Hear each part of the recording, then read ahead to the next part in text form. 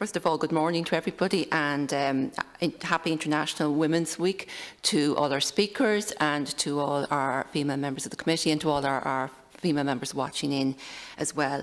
First of all, to notice that this committee is a majority female committee, but I suppose that's not something that's true to say of all the committees in the Oireachtas, unfortunately.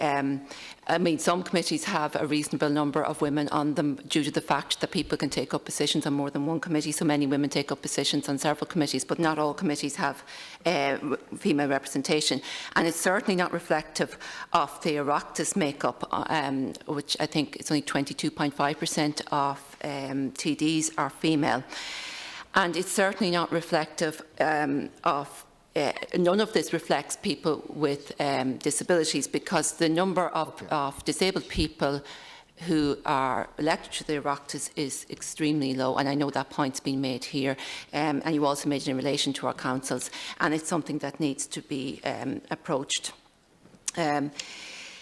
This committee, I suppose, has a very important task. We were formed to oversee the implementation of the United Nations Convention on the Rights of People with Disabilities, and as we mentioned here, it affects all government departments, and we are here to what we should be doing is holding all government departments to account and ensuring that issues that affect women and issues that affect disabled people are dealt with, because you combine the two, it makes up quite a large amount of discrimination.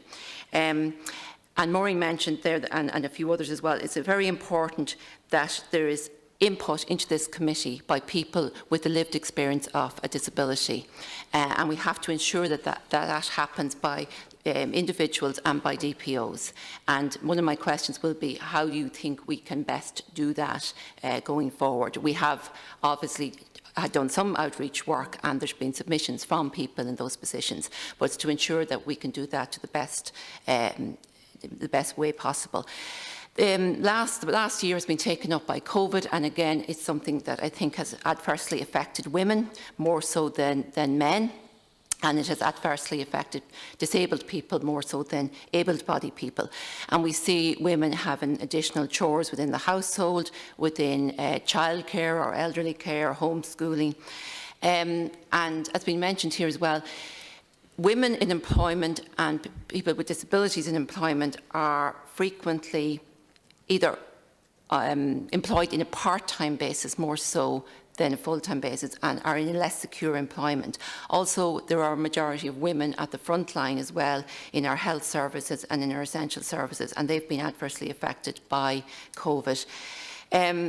So what I predict happening is a widening of the gender pay gap, which is something that needs to be tackled as we come out of COVID, hopefully in the next few months with the rollout of the vaccine. I am quite concerned about the statistics you've given us around gender violence and how disabled people and disabled women or women with a health problem are more susceptible to violence from a partner, and that is very concerning. It's also even more concerning that the supports that should be there are not as available to women with a disability as they are to other women. Also concerned about some of the screening that you've talked about as well, the breast check and cervical check being not available or readily available as they should be to all women, and they're something that need to be addressed also. I suppose that one other thing I would see as hugely important is the lack of independent living that's available, as many of you have made reference to, and I think our government departments, our councils and the HSE have to do a job to step up here and ensure that all adults have a right to choose where they live, and that the proper supports, personal assistant hours and so forth be put in place to ensure that happens. I suppose just a couple of questions. So one of them I referred to was just about participation by disabled women and disabled people and DPOs with this committee and how we can improve that. I suppose another thing as well, based on what many speakers have talked about, is the collection of data and the need for making sure that that data is broken down by gender. And I just feel that the state doesn't have sufficient quality data on disabled women. how can that position be measured and responded to effectively? So how can that be improved also?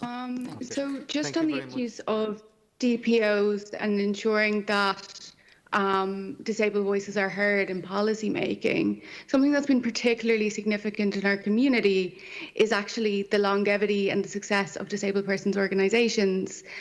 There are incredible disabled persons organisations operating both in local levels but also on a national level that are entirely unsupported by the government. Predominantly when we fund civil society, we don't fund disabled persons organisations, or at least not to the same extent.